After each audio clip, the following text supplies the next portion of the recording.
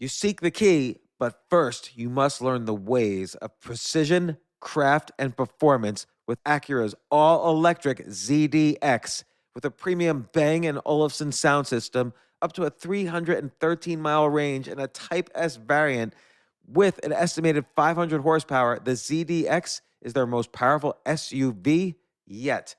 Unlock the energy when you visit Acura.com to order yours today. From their innovative practice facility to unmatched views from the fairway, the PGA of America is helping lower scores and elevate fan experiences with 5G solutions from T-Mobile for Business.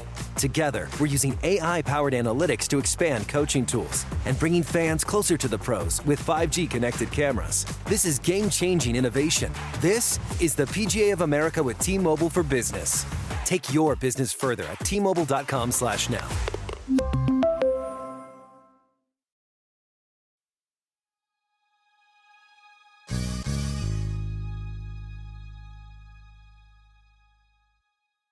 So I am so excited that I've been doing this podcast for 10 years. This is sort of a 10th year anniversary. And I want to every now and then reel out the evergreen, like as if they're brand new podcasts that have meant so much to me. And I learned so much. Nassim Taleb is one of the smartest people on the planet. I've learned so much from this guy. I don't even know if he knows or cares how much I've learned from him. I was so grateful he came on my podcast. There's a little story to it. So he came on my podcast few years ago, and we're going to have it on now. But there's a story he might not even be aware of. So back in 2002, I wrote to 20 people that I wanted to meet. And I was broke, I was hungry, I was struggling, I was losing my house, I was losing family, everything. And I wrote to 20 people like Warren Buffett and Carl Icahn and all these famous investors and writers. And I said I wanted to meet people. And only 3 people responded. So Jim Cramer responded. I'd written him 10 ideas for articles he should write for TheStreet.com. And he responded amazingly and said, hey, these ideas are great. How about you write them? And that started my career as a writer. I started writing financial columns and then expanded out to other stuff. Victor Niederhofer responded because I sent him literally software programs. And I said, I know your trading style. This is for you and your traders, and if you need any help figuring it out, you could respond to me. Otherwise, no pressures. And I wrote to Nassim Taleb, and I just, loved his book, Fooled by Randomness, and I wanted to meet him. And I wrote to 17 other people. So 17 people didn't even respond, except for Victor, Jim, and Nassim. And Nassim said, he'd be happy to meet. And for some reason, I never responded to Nassim. But then over a decade later, or many, many years later, he came on my podcast, and that was full circle, and I was so grateful. But anyway, one of the smartest men in the universe, here's Nassim Taleb. This isn't your average business podcast, and he's not your average host. This is the James Altucher Show.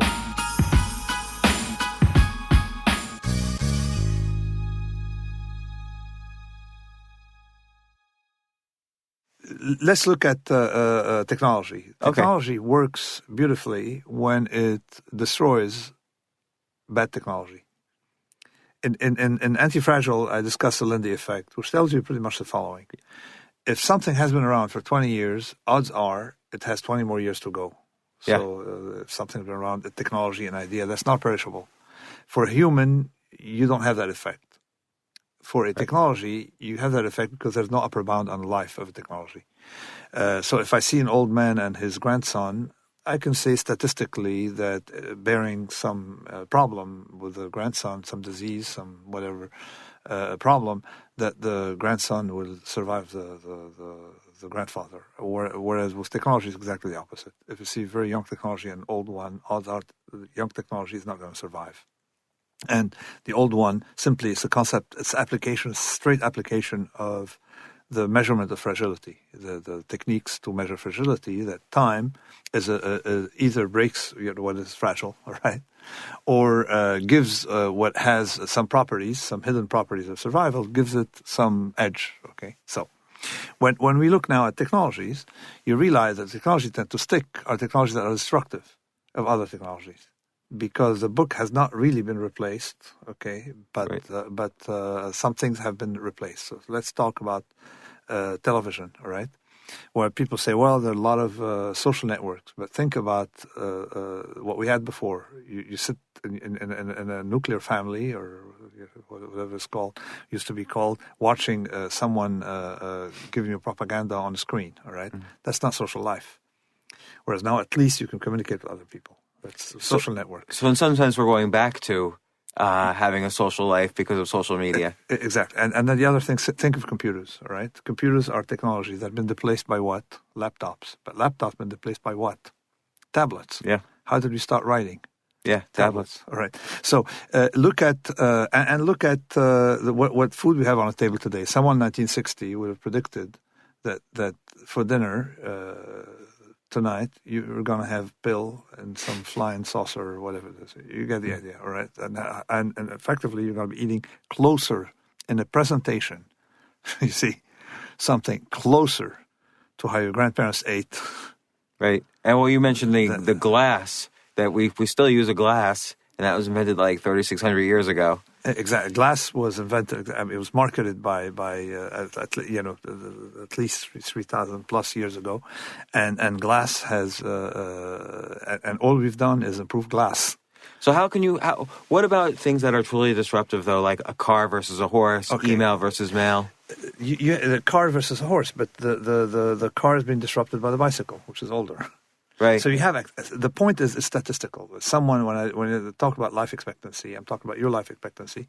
I look at an insurance table and I have a number. Okay, that number is statistical. It's not deterministic. Okay, there'll be mistakes, and I'm sure you're going to live. Your life expectancy probably is, as of today, maybe 84, 85. But I'm sure you're going to live 100. All right. Mm-hmm. Well, that's That's not in the table. That you can live longer, but people live 100. And some people, unfortunately, have an early termination. So this is statistical. Same thing for technology. Statistically, new technology doesn't stick. And statistically, it's not going to be displaced by old technology so much as by something newer, you see. And typically, the newer will resemble old technology. And if you see the bicycle resembles a horse. I see. So in some sense, email is actually being replaced, right? I see in my daughters, email is being replaced by texting. My daughter doesn't even look at her email anymore. Well, there you go. And it started before email. Yeah, and texting started before email. So you have but you can't look at it on a microscopic level. You got to look at it at a global, something more global. Well, global and personal, because individuals want to be. We strive for anti-fragility. Yeah, but another comment I'm going to make about how the world will look like in the future is going to project the world is exactly the opposite way someone in 1960, still with their mind full of modernity, would have imagined it. You're going to imagine a table, how we're going to eat in 50 years or 20 years. We're going to be even closer to our ancestors in presentation, probably, but it'll be more efficient. Yeah. You see, we will. I was talking about walking. You see, our ancestors walked barefoot, which is very good for your back and stuff like that. And when I go to the park, I see people using 5 fingers. You see, right? So you use technology to protect yourself from the elements, while at the same time replicating the natural gait. Well, this is how you can generalize that to how we actually would like to live. We live in small communities, and effectively, you can build small communities. And the web, in a way, is not alienating us, contrary, to what I myself and everyone I know used to think in the beginning that social network social network would bring us back to what we were, people communicating with each other. You see, going down to an agora and just trading information. That's what we want. We want to give information because somehow information wants to leave it doesn't want to stay in you. It wants to leave you. Right. That's an interesting way to look at it. So, I have a story to tell you. In 2002, I was down on my luck because I had done everything wrong. I was very fragile. I made some money in the 90s, lost it in 2000, 2001. 2002, I wrote out about 40 emails out to people saying, hey, can I grab coffee for you? And 3 people responded, and I responded to 2 of the 3.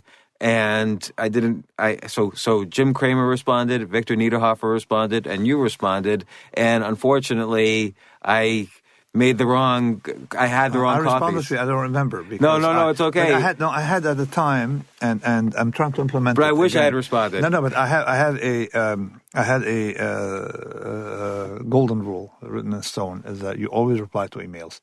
What do you do if you get you must get 5,000 emails a day? I get maybe 8 or 9 a day. Oh, you can verify. I'm going to give you my cell phone. You can verify. Always reply, except when you set the boundaries. So now I have an auto reply. No documentary, no this, no that, no finance discussion, no this. So someone has a genuine, otherwise request, and usually when I take a day off to reply, and during that day I cover most of the year's backlog in one day, no more than a day. Typically when I'm in some hotel room, with jet lag, and I replied to a very insightful professor who wrote me a letter 3 years ago. I ended up replying. Those are the best, when you can reply after 3 years. You can reply. No, because I put it I put a star. It's a longer one, and it elicited more than a quick thanks, John, for the nice words. It required some kind of reply. So, but please, I don't want to be flooded with mail, but that, at the time, I had a dogma, and of course, things went out of control after the Black Swan. Yeah. And now, I have a filter. In other words, if you meet some requirements, I'm obligated to answer. You see, if someone is trying to sell me something or trying to invite me to a TED conference, of course I don't have to reply. It's part of the please don't invite. Or journalists I don't reply to. I don't want journalists in my life, which is the reason I'm on Twitter. Yeah. Or I want minimum amount of journalists in my there's something about the atmosphere when you have journalism in it. It sort of debases it. Well, I think in general it's what you say. There's not skin in the game. So journalism has to respond to a news cycle where, almost by definition, they're trying to scare you. There's something about it about the system. Okay, because I believe in journalists, the thoughtful ones, the ones who go to Iraq, to report from there and get kidnapped. That's a different class from people sitting in their garage BuzzFeed, working for whatever it is and making comments for Bloomberg on the markets. Okay, and telling you market went down a point because and inventing a reason and filling. And in fact, it can be very damaging because the journalist caused the Iraq war. So you're providing noise that causes people to take risks under the illusion of certainty. This is why but there are other things also with journalism. The way I have had my ideas treated by journalists told me why I don't need a middleman. I can go straight. Right. You see? So I've been using social media in a very satisfactory way because I go straight, cut the middleman. Cutting the middleman, which has been happening across every industry, is a form of anti-fragility now. It is definitely because okay, when you wake up in the morning, all right, and you check your mail, if you're scared of getting mail from anyone, this is what I say, sign of robustness, at least. To become anti-fragile, first you have to be robust. If you're scared of if you see an email and you're scared, or if you're scared of getting an email, it means you don't have the right life. See? That's true. If you're scared of someone saying something about you on Twitter or something, it means you don't have the right profession. If you're scared, because eventually, if you're fragile, it's going to break. Right. You see, so and people notice it. So you have to put yourself in a situation where you're no longer scared of that. Now, let me ask you about that, because my technique for dealing with that is I don't respond at all to anybody saying something negative. No, I don't care. My ideas. If you really don't care, you don't respond at all. But sometimes you like to mess with a guy. Right. Sometimes you like to mess respond. with people. No, not always. When I like to mess with someone. Okay. So I have my. Recently, I've had because I'm a Christian from the Near East, so I'm waiting to find some of these what I call them Arab intellectuals, right? They are sort of like ambivalent. Yes, we should be this, should be that, and I wanted to dump on someone, all right? And of course I found a couple of people, and that was fun, okay? But I don't really. Once in a while, okay. For example, if someone bothers me, I have a forum to go and state and keep going at him. And if he doesn't like it, if he doesn't like to be bullied, he shouldn't bully, all right? So, but it happens to me, I do it as a form of entertainment more than necessity. Right. You see that it's different. If you do it out of necessity, you're dead. If you do anything out of necessity, you're dead. Exactly. If you have to respond to something, you're dead.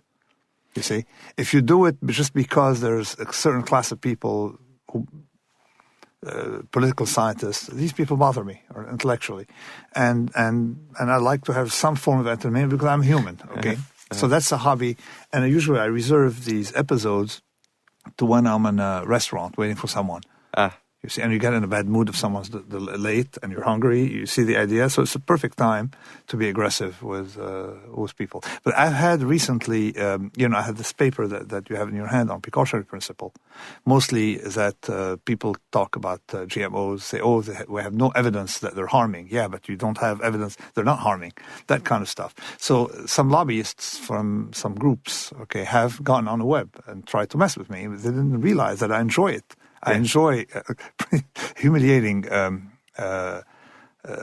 fraudsters or what are called charlatan. I enjoy it. So it's just, it's not a good use of my time. I know, but I'm human.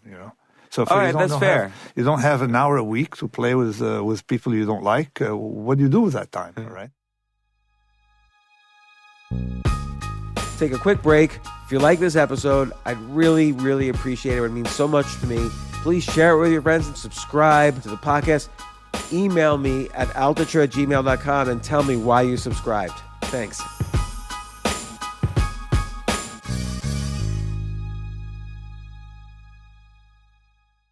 Yes, it's totally true. Airbnb has changed my life. If anything, they have made my life so much better. Like, I used to live in Airbnbs. I lived in over 100 or 200 different Airbnbs over a 3-year period, and I loved it. I became a really good guest of Airbnbs, and I got to know lots of hosts. So when I initially owned a house, of course, the first thing I thought was, I'm going to turn my house into an Airbnb because I travel a lot. So why leave my house unused when I can make a side income by letting others Airbnb my house or come to stay in my house as guests? And having my own Airbnb or being a host for Airbnb has allowed me to do just that. And I've met other hosts. I've actually spoken at Airbnb's host conference. I think it was in 2017. I met so many just nice hosts. It's a great community. And I love, turning my own home into an Airbnb. Like, I'm traveling to Austin next month. My home's going to be an Airbnb while I'm away, and I'll stay in an Airbnb. I'd rather stay in like a 3-story house Airbnb than in one tiny hotel room in the middle of Austin during South by Southwest. So listen, while you're away, your home could be an Airbnb. Many people host on Airbnb, but there are people who are just letting their house sit empty, who've never thought about it or didn't realize their space could be an Airbnb. Hosting can easily fit into your lifestyle and is a great way to earn some extra money. So if you have a home, but you're not always at home, then you have an Airbnb. Your home might be worth more than you think. Find out how much at airbnb.com/host.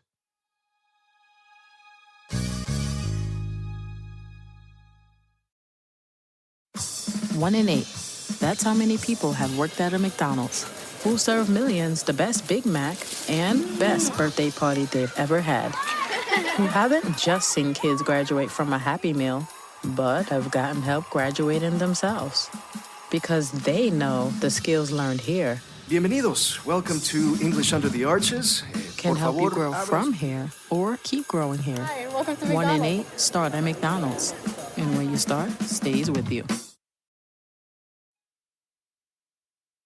Let's, for the listeners, take a step back and talk about what is fragility versus anti-fragility.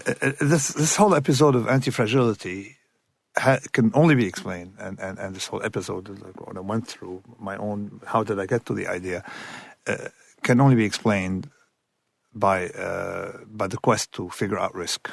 Okay. And risk, again, at a personal level and a global level, economic level? Everything. Risk doesn't have actually a definition. This is the strangest thing. And risk requires you, to look at events and assign probability to them and see if they're going to occur. What's the risk of an earthquake, right? And if you look, and I dug down, I spent 20 years trying to define risk. I couldn't. Nobody has, all right? The only definition of risk we have is what risk-averse people don't like, all right? And probabilities are very hard to compute, particularly small probabilities. Like risk of ruin is very hard to compute. You know, particularly you don't even know what curve or what law to apply to the risk. Exactly. I mean, you have a risk in some domains, what I call them thin-tail domains, where the Gaussian curve works and some other distribution, we can figure out the risk. Like, for example, I know that the risks of falling from ladders, all right, people killed falling from ladders, is not going to double, all right, next year, you see. So we know that that rate is well captured by common statistics. What about actuarial? So the actuarial risk work for these, but you cannot use that for terrorism. Right. You can't use it for wars. You can't use it for the stock market. You can't use it for stock market. You cannot. And this is a problem. Many traders. This is why I mentioned the Victor Niederhofer. Tends to apply a normal curve to or whatever curve. Risk. It's not. It doesn't. If it's not. It's not the fact that it's normal or not normal. It's whether it's computable. The normal curve or that class of things assigns such a small probability to rare events that tend to make things computable. Right. See? Because average events are sort of predictable. All right. But who cares? Because they have no impact. So anyway, I realized that we didn't know much about risk. I don't know what is the probability of an earthquake tomorrow, here, what is the odds of the stock market tripling or these I can't. But on the other hand, what I can understand very well is how events affect me. So this is what I went to the literature and figured out something that very often people conflate. I call it the conflation of events and exposure. Conflate how events, all right, the probability of events and how the risk of events occurring and the risk to them from these events. Let's take an example. If you have the stock market can crash tomorrow, that's a big risk. But if you own out-of-the-money puts on the stock market, okay, and you're pretty comfortable with the seller, the seller of those puts would be in business, then you don't care about the stock market crashes, you see. Or if you express your view to start, in the stock market just with calls. So who understood that very well? Chapter 1 of my technical document called Silent Risk, Chapter 1, the lawyers. They still understand it very well. The lawyer doesn't make gives you statistical predictions of events. He hedges you against them by by reducing your liability and constructing your liability. So it hit me that when I was an option trader, and I was an option trader for 21 years, largely in exotic and complex derivatives, and all I worked on is try to understand the payoff. And all I did wasn't try to understand the world, as people think traders try to do, is try to figure out, all right, a way to reduce liability from certain class of events. And you would ignore that outlier? Contractually, because contractually you can eliminate that, all right? Contractually, by defining your contract, that the contract doesn't cover this, it cancels if that so happens, or something like that. So I realized, so the first thing is that we don't understand risk, but we understand exposure. And we had more than 2,000 years, probability was born with lawyers. But don't you think we also ignore exposure? Sorry? Don't you think we ignore exposure in general, because we assume that the worst is not going to happen to us? No, people, but we ignore exposure, or sometimes we overestimate exposure, but at least we understand exposure, and you can construct exposure. But so I figured out that divorce. And then one day it hit me looking at a coffee cup, all right, that I could define fragility. While looking at a coffee cup? While looking at a coffee cup, as I said. Was it one of the Greek coffee cups? Yeah, exactly. It was a coffee cup on a table, and I was looking at it, I looked at it, I said, oh boy, I can, and Anti-Fragile started that day, all right? I started writing it, I started doing the math behind it. I said, for 20-some years, I've been an option trader, and we have a definition of things that don't like volatility, you see. The things, think of a coffee cup. If there's any random event in a room, not one of them will help it. It'll be either neutral or negative. So you have an asymmetry. Right. There things they have more downside than upside. I looked at it, I said, this coffee cup is short. In my option language, we call it short gamma or short volatility. I looked at it, I said, we have a definition of fragility. Can I generalize to everything, fragile, being negatively affected by volatility? Yes, I can. If I can do that, then I can do something because I spent my time as an option trader, and also I did my PhD.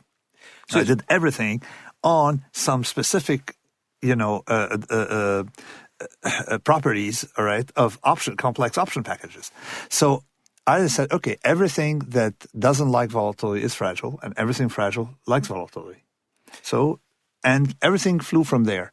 So you can construct you can construct a sort of a prism, all right, to view the world in three categories.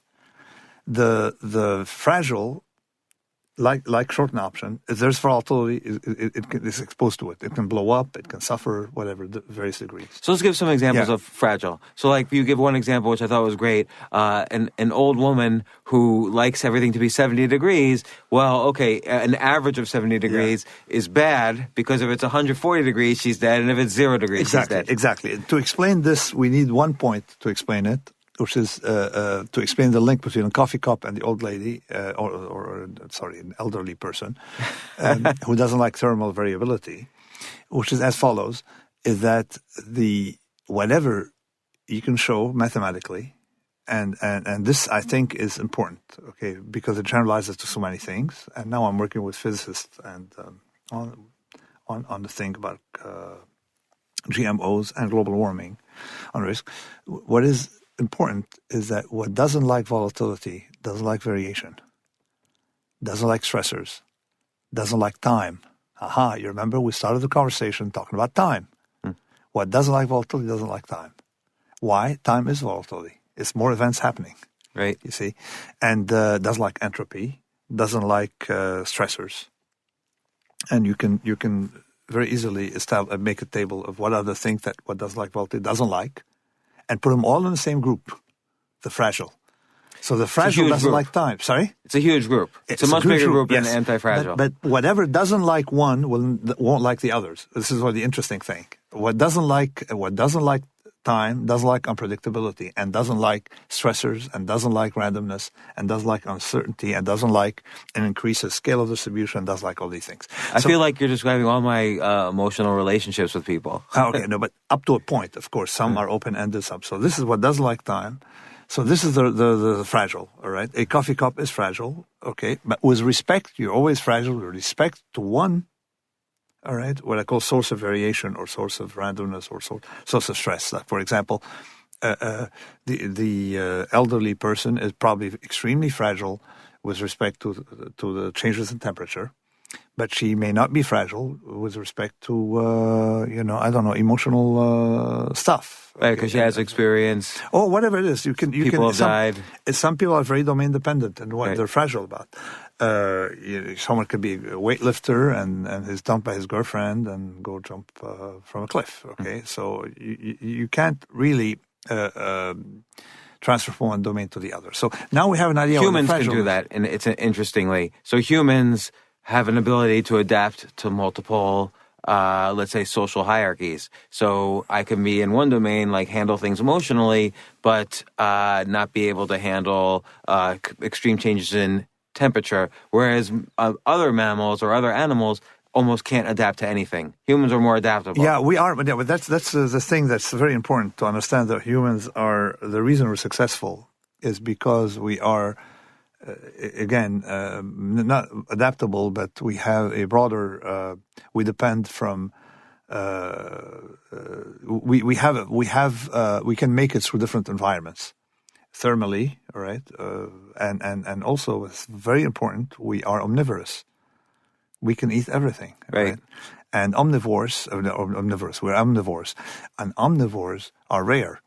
It means we can eat like a lion and eat like a cow, you see, and do fine in both cases. And the problem is people don't understand that we are not omnivores by choice. Hence, we need variability in the food supply. And we need some deprivation of some food groups once in a while, because that's how we became omnivores. That's the stressor to the system to make us anti-fragile. Exactly, particularly protein. And I said that if we part lion, part cow, the cow has no randomness in the way it eats, but the lion has more randomness. So you have to have protein less steadily than other food groups. So I see. So in the areas where you're anti-fragile, you want to encourage variability. Exactly. So let's put some the structure. We said the fragile doesn't like variation and variability, all right? And we're always fragile with respect to something. The robust doesn't really care, you see. And, of course, the anti-fragile on the right needs variability. And as a matter of fact, it dies if it doesn't have that variability. So if you just eat protein. If you just eat protein, you probably would have no kidneys in no time, all right? You need, we're made for variability among food groups. If you just eat carbs, you also have a problem. But the thing is, what people didn't understand when they started following the paleo diet is that to follow our ancestors' methods, to follow our ancestors what they did, you need to match not the food composition so much as the food frequency. And I just posted the other day. I was in some airport, and I did the fractal thing about how often we should fast to be consistent with the environment. You should also have the stressor of fasting. Interesting, because you mentioned briefly in Anti-Fragile, there's no proof that breakfast really gives you energy for the day. This is the most important thing, is to follow the following guidelines, all right?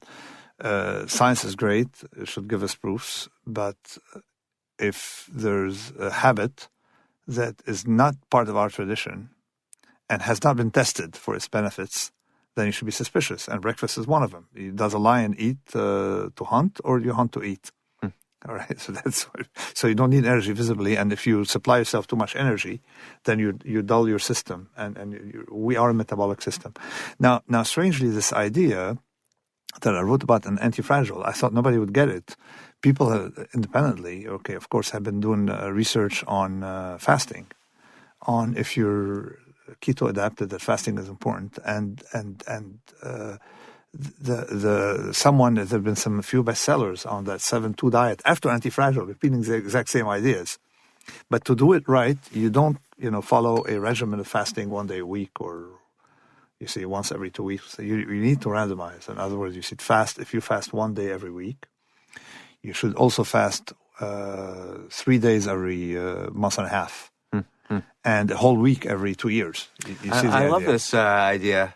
But if you're made for a statistical environment that has variability, like thermal variability, or food group variability, or frequency of feeding variability, and you don't have that in your life, you are not human. You're becoming something else.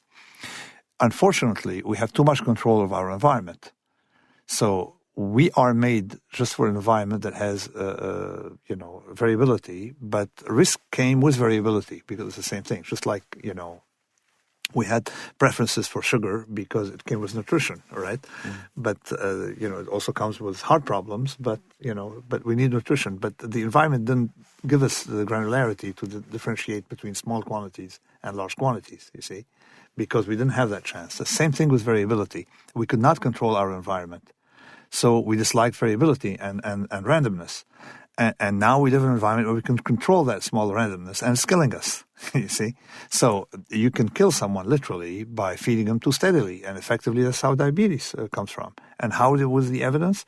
I read the papers, cited many of them in Anti-Fragile, but many came out later, that effectively all these fasting stuff that have been experimented up to 4 days by Walter Longo, by Batson, by all these people, realize that there are some benefits, but there's also especially a absence of other diseases that come with it, you see. So for example, epileptic seizures for children. We know that, drugs are good, but the most effective thing to start with is avoidance of sugar, all right? Avoidance of carbs, okay?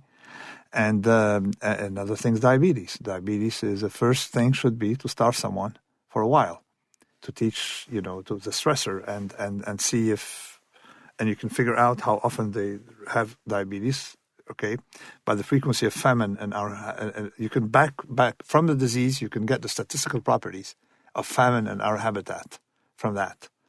And this is mathematically very easy to do. Nobody has done it, but I mean, I have a sketch of how it's be done. For example, if you starve yourself for a day once in a while, you have some benefits with asthma, okay? So asthma comes from this, okay? It doesn't come from this, but you can make a statistical link, and then you can say, okay, diabetes has this link. So you're not saying what asthma Parkinson. comes from, you're saying how asthma could be avoided. You're doing I'm the saying via that there's a negativa. mismatch between us and the environment, Okay. you see? And it looks like because we have a spate of diseases that we had to have at least one starvation day every fortnight, you see? Right. You have to have a week every year or so. You can back out from the environment, what the shape of that statistical curve should be, you see, with some comfortable precision. So anyway, so to go back to the structure, that we have the fragile, the robust, and the anti-fragile. Right. What makes the anti-fragile very powerful is that you can measure if something is anti-fragile from local sensitivity, and that is what is interesting for us. Like, for example, why am I making statements that fasting is good for you, like that stressor deprivation? You have to have some acceleration of gain locally. Just like you have to have some acceleration of harm locally for something to be fragile. And let me explain it, right? Oh, I can see with fasting you could have both. Yeah, but let me go back to the definition of fragile to Okay. see how we can go from there, from one to the other, because it's always easier to explain the fragile than the anti-fragile, mostly because our brains are risk-averse, you see. So let me explain the fragile first. The first thing when you're short volatility in the markets is that a 10% drop in the market harms you a lot more, okay, than twice a 5% drop. You see? Okay. Likewise, if you jump 10 meters, you're harmed a lot more than twice if you jump 5 meters. Actually, 10 meters you'd go, all right? So, and 5 meters again in turn is a lot better, a lot worse once 5 meters than 2 times the risk of 2.5 meters and so on. And things have to be that way, because if the curve were linear, you see, then you would die just walking. So you have to have, if I smash my car against a wall at 50 kilometers per hour, I'm harmed a lot more than 50 times if I smash it at 1 kilometer per hour, you see. So, and this is the property of everything that has survived. Why? Because things that are linear to harm are already gone. So the fragile, you can detect acceleration. If you have acceleration of harm, you see, if you start having acceleration of harm locally, then you can detect fragility. So fragility is almost related to almost a survival of the fittest, because we created we control the environment of our. Let me. I'm talking about something technical here, but I'll get to that. In other words, the way fragility has to show acceleration of harm. You see, it has to come with it. You have to have acceleration of harm, some kind of, I call it the concavity argument. Likewise, anti-fragility has to show some acceleration of benefits somewhere. You see, and if you detect that, then you have a local anti-fragility. And maybe I'll give you a MOOC, mini MOOC I gave the students 5 minutes where I explained that with curves. And let me explain why acceleration of benefits. Is it better for you to have, for example, if you're convex, to have when say you have lung ventilator, all right? If it's better for you to have 100% of the dose all the time, or 50% one time, 150% the other time. Yeah, it would be probably much worse. No, much better. Oh, yeah. Exactly. So, and then I mentioned in Anti-Fragile that lung ventilators, people made the mistake of thinking you need steadiness. If you have that convexity effect, which means that 50% one day, 1 minute, 150% the other minute, is a lot better than 100% of the dose all the time, then you're anti-fragile. And that shows an acceleration on a graph. You see? So it's the same thing with a coffee cup. You want to hit it with intensity of 2 per, say, intensity of 2. You can hit it 100 times the intensity of 2, it won't break. But if you half the time intensity of 1, half the time intensity of 3, it would break. You see? Right. So if the linear combination of 2 different numbers is worse, you're fragile. And if the linear combination is better, you're anti-fragile. Let's apply it to feeding, all right? Or to the temperature. Is it better to spend the whole day at 70 degrees for your health, or spend some time at 50 degrees and some time at 90 degrees? Well, obviously it's better for your health to have that variation. So a linear combination of 50 degrees and 90 degrees is better for your health than just 70 degrees. It means you're anti-fragile. You can keep varying that interval to see up to what point, because visibly we're fragile if you, instead of having 10 degrees variation or 20 degrees variation, you go to 100 degree variation. Yeah, you would die in both cases. So you're fragile when it starts harming you, the interval, and widening and narrowing the interval for keeping the same average. It seems like anti-fragility in that case, like almost like a donut. So exactly. You have fragility in the middle and fragility on the outside. So if the variability is too much, I'm fragile again. Some things are, something like randomness. Yeah, and now you're talking about evolution. Let me talk about evolution. Evolution without randomness, you don't have evolution, because you don't have the fitness. There are a lot of mechanisms of evolution. One of them is noise in your DNA. Okay, if you have no noise, and the DNA is transmitted without replicating error, because every time someone has a child, there's a replicating mistake, or not every time, but statistically, there are mistakes in replicating the DNA. So if you try giving a DNA deterministically without mistakes, you don't have evolution. But if you have mistakes, you're going to have 10 offspring, some of them will benefit from the mistake, all right? Then you have evolution, all right? Those who benefit get an advantage and keep going. So replication error is good. So something that likes an error, all right, has some advantages. The problem is that your error rate is too high, you will never conserve the benefit. So you have to have some error rate, not too high and not too low. And this is why what I say that anti-fragility is local. It's good, for example, to have 1% error, not 1%, 1 per thousand error rate, for example, because it's good. But if you have 10% error rate, then your offspring will not retain that advantage to transmit it to their own. So, anti-fragile is local, except in finance, where it's sort of, finance is always weird, where you can have things that benefit from volatility with no ceiling, contractually, or some things may have a high ceiling.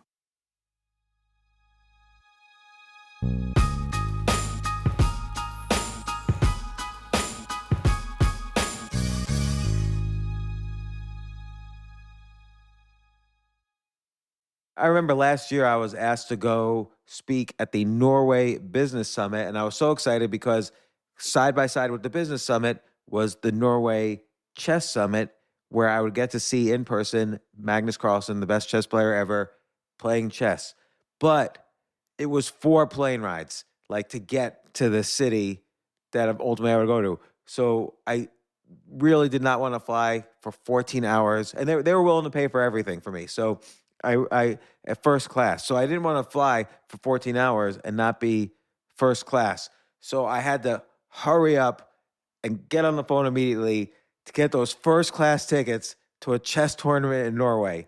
And listen, this is just like when, you have to know when you want the best of anything, you have to act quickly or someone else will get it instead. And I did not want those seats to fill up. So it's like if you're hiring for your business, you want to find the most talented people for your open roles before the competition scoops them up. I just was talking to a friend this morning where he was trying to decide between some programmers and he waited a little too long, and both the programmers he was interviewing took other jobs, like great jobs. So, what's the best way then to hire the best as quickly as possible? ZipRecruiter. ZipRecruiter finds qualified candidates fast. And right now, you could try it for free at ZipRecruiter.com/James. Just try it and see. You'll find out. So ZipRecruiter's powerful matching technology takes center stage to identify the top talent for your roles. Immediately after you post your job, ZipRecruiter's smart technology starts showing you qualified people for it. And I know this because one time I signed up as an potential employee on ZipRecruiter, and I got nonstop. Even though obviously I wasn't looking for a job, I love what I do, but I just wanted to see what would happen because they were a sponsor of my podcast. And the most interesting jobs would pop up in my emails like, hey, you're qualified for this or that. And so it's interesting to see. So just go there and try it. Try ZipRecruiter.com/James. Amp up your hiring performance. Now, this is more for if you're hiring, but amp up your hiring performance with ZipRecruiter and find the best fast. See why 4 out of 5 employers who post on ZipRecruiter get a quality candidate within the first day. Just go to this exclusive web address right now to try ZipRecruiter for free.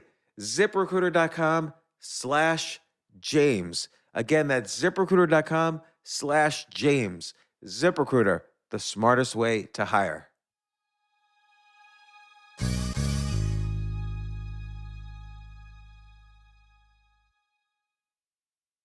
From their innovative practice facility to unmatched views from the fairway, the PGA of America is helping lower scores and elevate fan experiences with 5G solutions from T-Mobile for Business. Together, we're using AI-powered analytics to expand coaching tools and bringing fans closer to the pros with 5G connected cameras. This is game-changing innovation. This is the PGA of America with T-Mobile for Business. Take your business further at T-Mobile.com/now.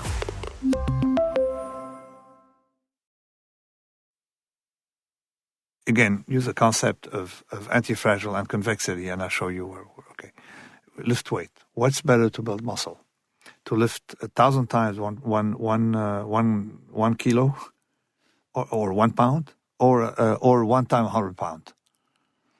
Well, I wouldn't be able to lift 1,000 times 1 pound, so I'd have to go with 100. I wouldn't be able to lift 1,000 kilos.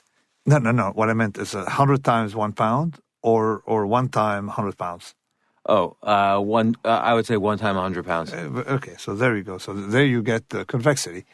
Is that every pound gives you more benefits, you see, for given the same total amount that you're going to lift. To a certain amount. Point. But visibly, you're not going to have health benefit lifting 1,000 pounds because then you would break your repetitive stress disorder. No. 1,000 pounds will break your bones. Right. Whatever it is, if you But if you lift 100 times 1 pound, you just get repetitive stress disorder. You won't get exactly. You won't build any muscle. Exactly. So the whole idea of anti-fragile is understanding what I call the convexity effect.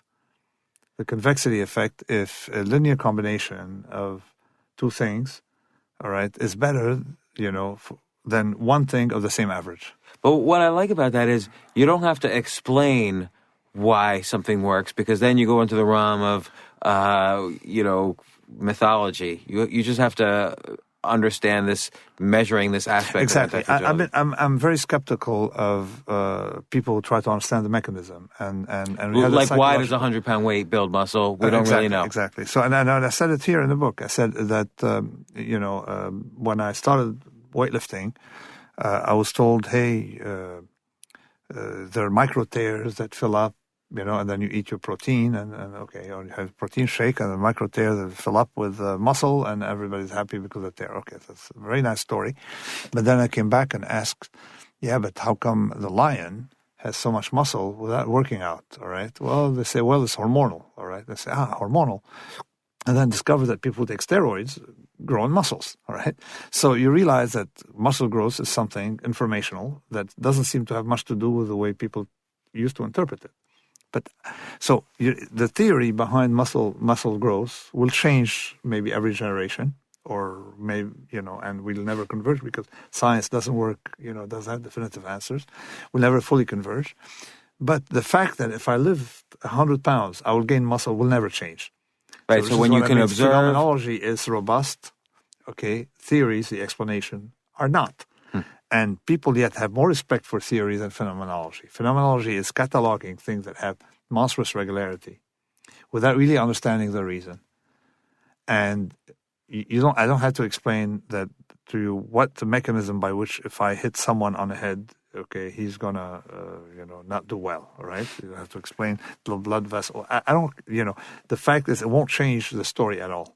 So in my book, robust, our methodology is very robust, right? Phenomenology is very robust, okay? It does catalog sayings that we know that if you overeat, you're going to gain weight. Now, what's a pathway that will store who cares, right? If we focus on these things that we know, we do a lot better, you see. And I'm not against science. I'm against interpreting scientific theories as truths rather than focusing on robust phenomenologies, you see. And statistical regularities are part of that phenomenology, you see. The way we handle randomness is part of that phenomenology. And there are some things that are necessary, mathematically necessary, absolutely necessary mathematically.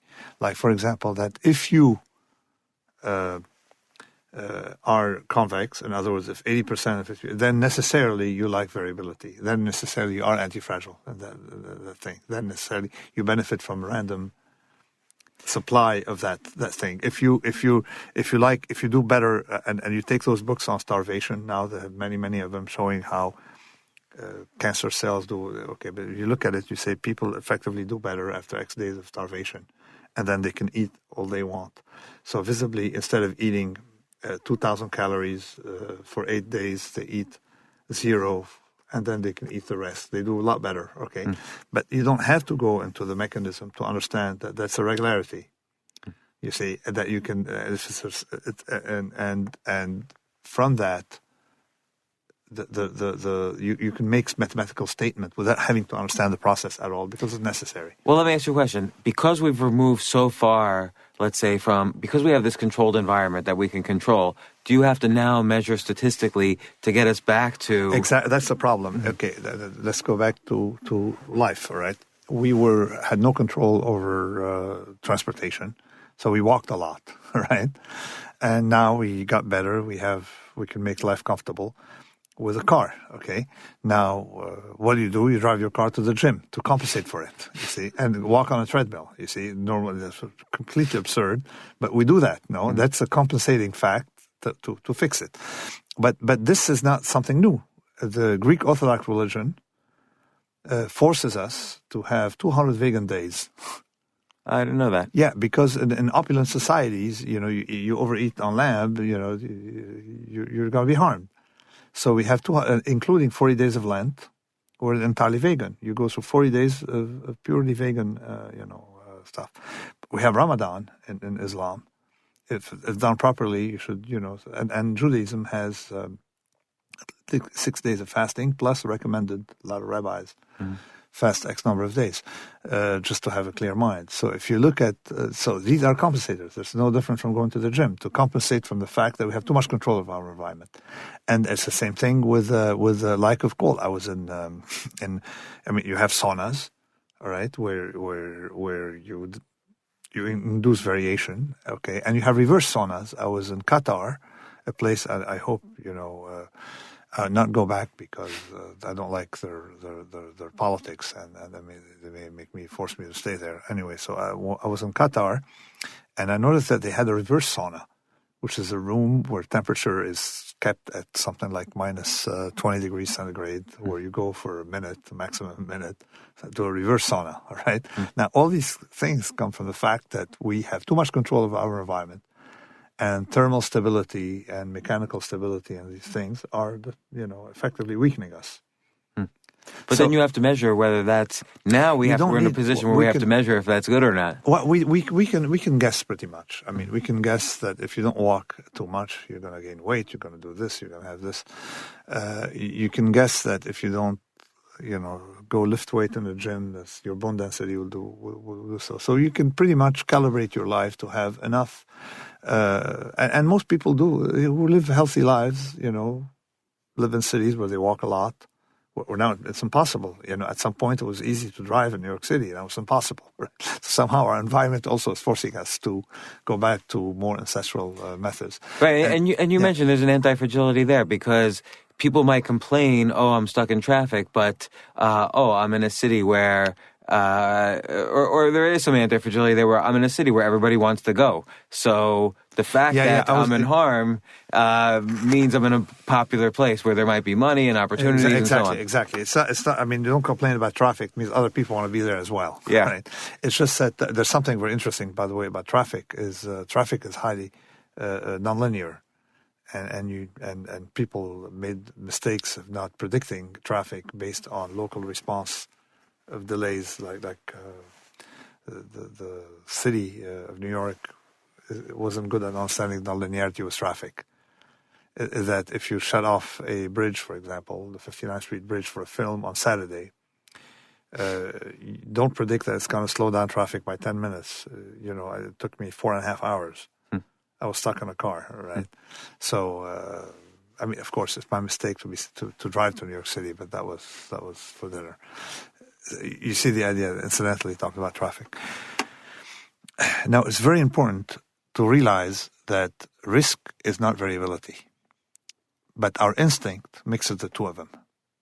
Like in finance, people think that risk is something that moves. No, risk is something that makes you go bust, right? Because things that move aren't necessarily risky, but that's what people are afraid of. That's very interesting, because variability you can measure. Whether something moves or not, you can see. Exactly. But risk, for me, is different than risk for you. Risk for each person is different. Risk, depending on the definition of risk. Risk of loss. Fragility, fragility. We define fragility is much easier to measure, all right? You can say, okay, at what point will this break? There is some mapping of risk to fragility in some cases called ruin, total ruin, right? What's the probability of total ruin? Okay, but typically risk is not what we think is risk, because most people who try to control variability of portfolio blow up. I said that forests, if you try to control the fires in forest, you end up letting the bad material accumulate, and then the forest, you know what happened to these forests when there's a fire. The same thing with emerging market governments. I remember controlling their currency. Like I saw Mexico in 1994 moving like 30-some%, the currency, all right? I'm still talking like a trader, like instead of saying the Mexican peso, we call it Mexico, all right? So I still remember, and what happened is that if you control volatility, bring it to zero, the minute you have a small move, it's out of control, you see. We've all seen Argentina freezing the currency for a long time, and then the minute you let it float, or you're forced to let it float, or it floats by itself, you know what happens. So controlling variability has never been a good idea in any domain. You have to have some element of variation for things that are alive. So what, other than like, let's say the financial markets, what are some clear areas where you see people trying to control variability? Well, I wrote on the Black Swan that Syria was going to blow up because they had no political variability. You need maximum political variability because things blow up otherwise. Flammable material, as I said. And if you generalize it, you realize that you want a municipal system where you have maximum variability because you have more. It's more of a continuum rather than have a president at the top. It's like a Switzerland type of... like a Switzerland type municipal system with a lot of distributed decision-making, with small mistakes made here and there. So, but Syria, the next one is Saudi Arabia, all right, will be the next shoe to drop. They have had zero political variability. So the minute there's something, nobody knows how deep it can get or if it can control it. In the political domain, in a lot of domains, absence of variability is bad. Actually, something I discovered recently, if your heart has too steady a beat, the heartbeat is very steady, guess what? It's predictive of mortality. That's interesting. It's very predictive. So this is what I get worried about. And I actually wrote you this in an email recently. I, myself, have never been to a hospital, have not gotten sick. I'm worried if I ever do get sick, my body will just blow up. No, it could be, it could be with age that you're getting sick. In fact, I'm getting over it.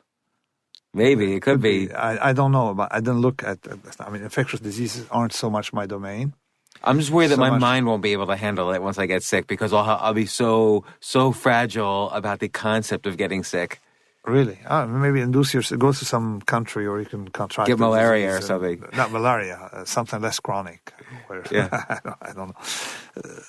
It's interesting. But you mentioned that in the book, in Anti-Fragile, that you do have an anti-fragile personal program for yourself. Like you like to, for instance, walk on uneven surfaces. Uneven surfaces. I like to walk on rocks, not walk on roads. And there's evidence as I walk. actually that walking on rocks, for instance, increases lifespan. They've done And look, I mean, I broke a nose initially, but since then I've been doing rather well, and it's I feel alive after I walk, and I think that we didn't understand sleep for a long time.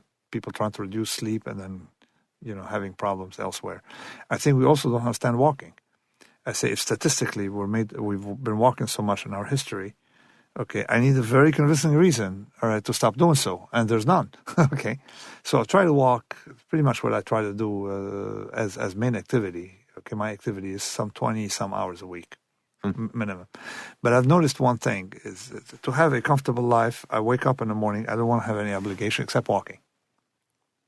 And if I walk on something, like sleeping on something, you walk, and I try not to think of that thing at all. Say I have to write an article, and at the minute I'm stuck, I don't try to make an effort. I just walk, and I come back. All right, sometimes come back and it pours out on its own. So in other words, never make an effort locally to try to solve a math problem or do something.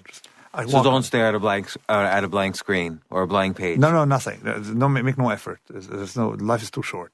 Okay, just I go take a walk and think of something else. And I think I'm sure some mechanism works better when I walk, because I'm my main activity since I have been full time into scholarship and stuff like that. I've been reading and walking, right? And the more I walk, the more I don't spend a lot of time writing. It just comes out, all right? If I don't walk, I have this blank screen business, and then you get in trouble.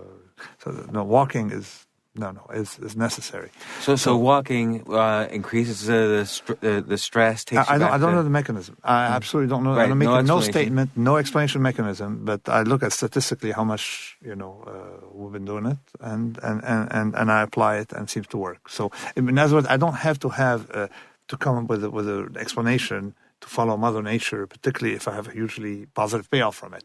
Right. But then if I'm going against walking, then I want to see the evidence. Right? You see the idea? If I'm going against the natural. And I don't walk on a treadmill or kind of nonsense. I just walk outside. So what else is part of your anti-fragile program, your personal one? My personal one is when I go to a country, drink local water. One, for ethical reasons. You've got to drink some water, but non-purified, a little bit.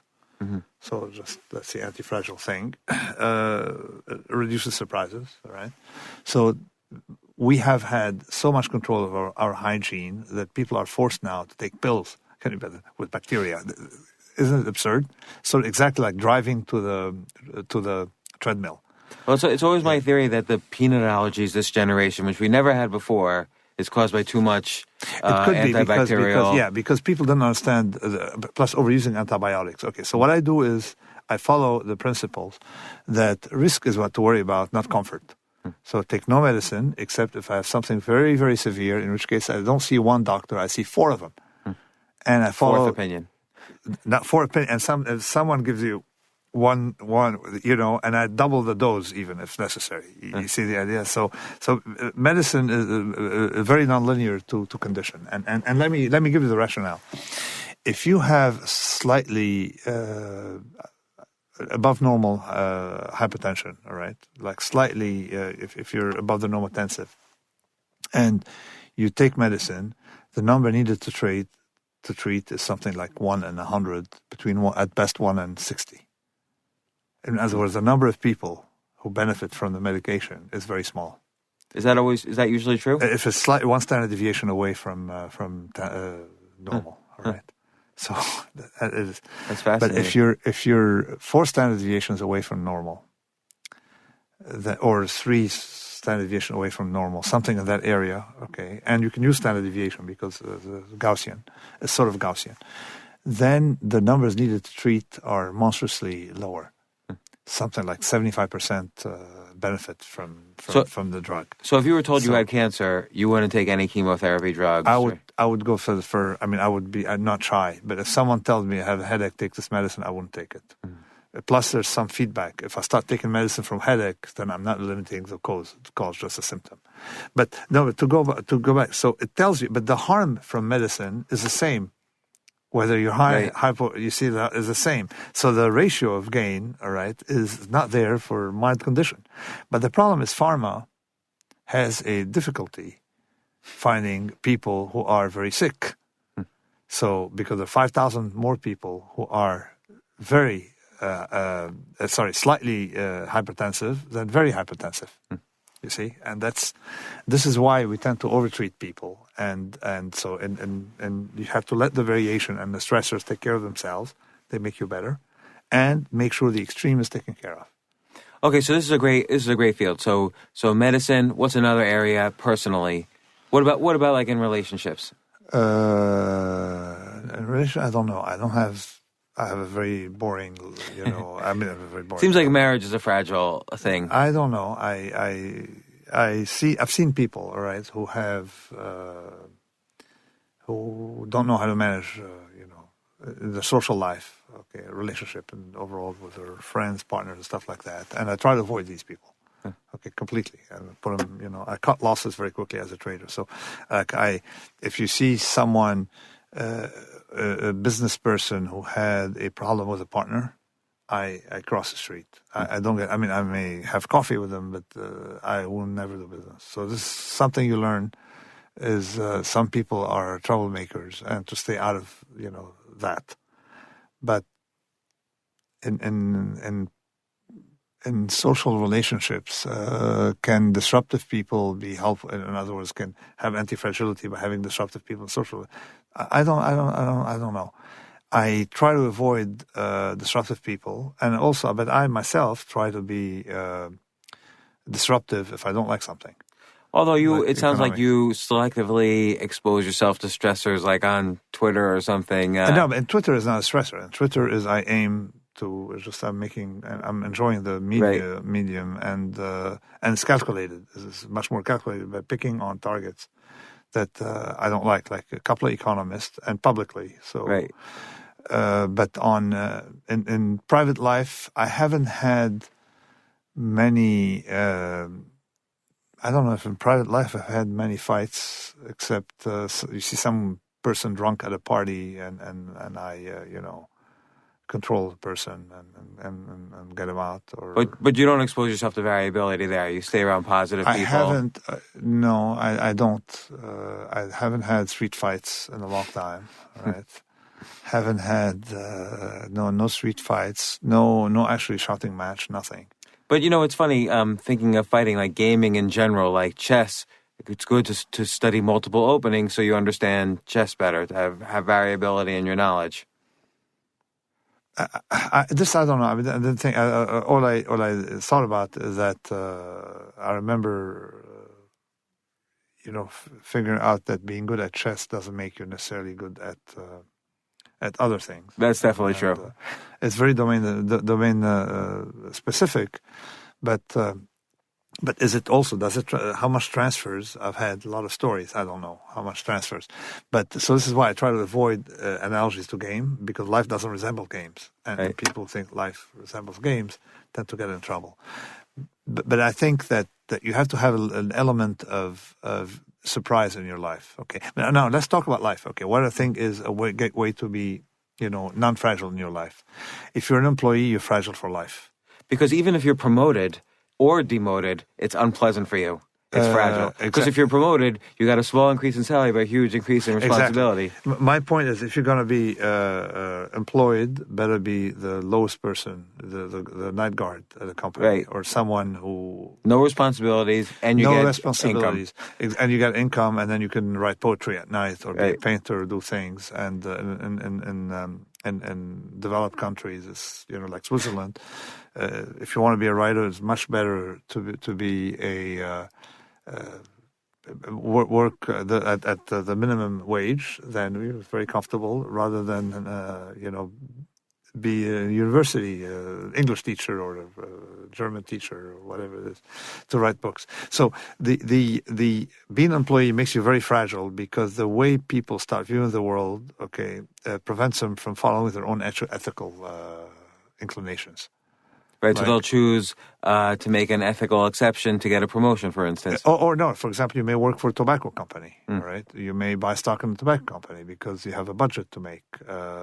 So these are ethical dilemmas that you cannot escape when you're employed.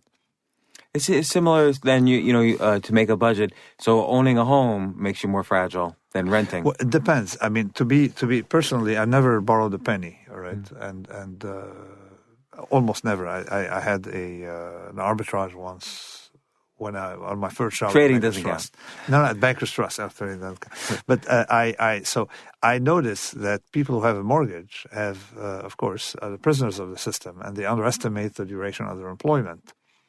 And when they start fearing the boss, and if the boss calls them to their office, they're in trouble. If you have money on the side, you're much more robust, okay? And money on the side is the opposite of debt. It's like having an extra reserve. You don't have to predict what's going to harm you. And you depend less on a boss getting rid of you. Because if the boss doesn't like you, can you imagine how miserable it is, how unnatural a life it is, being in an office for 30 years with someone you hate? All right, and many people do it. And in nature, you've been killed, or you would have killed within minutes. Right. So, and many people, this is a stressor that's not good for you. The chronic stressor is not good for you. The varying stressor and the high intensity once in a while stressor is good for you. You see, and of course it maps to what Sapolsky have established about acute versus chronic stressor and stuff like that. But to go with stressor with recovery, that is. But to go back to having a good life is I plot an anti-fragile. I compare a taxi driver in London who has high randomness visibly to his brother who's an employee of a cushy job, making the exact same salary, very predictable. If his brother loses his job, he's gone. A taxi driver is protected by the variability because the variability forces him to adjust. So if you don't have business near Heathrow, you try to find another airport, you see? Or maybe, you try to find nightclubs. You're adapted. If you're making a living as a taxi driver in London, you're adapted to the environment, you see, because every trade is a new trade, as they say. And even if a disruptive company comes along like an Uber, you can just become an Uber driver. Well, you can move around, but his brother spent 30 years in a cushy with a company. The company has a financial problem. He's gone. And he's not going to land another job at age 53, all right? Something quite important. Every system that's organic communicates with its environment via stressors. So your lift weight, it's a stressor. Your system will code for higher, higher bone density and more muscle. You see, you go in the sun. You get the signal, and then you'll code for more protection from the sun. So you get suntan. All right.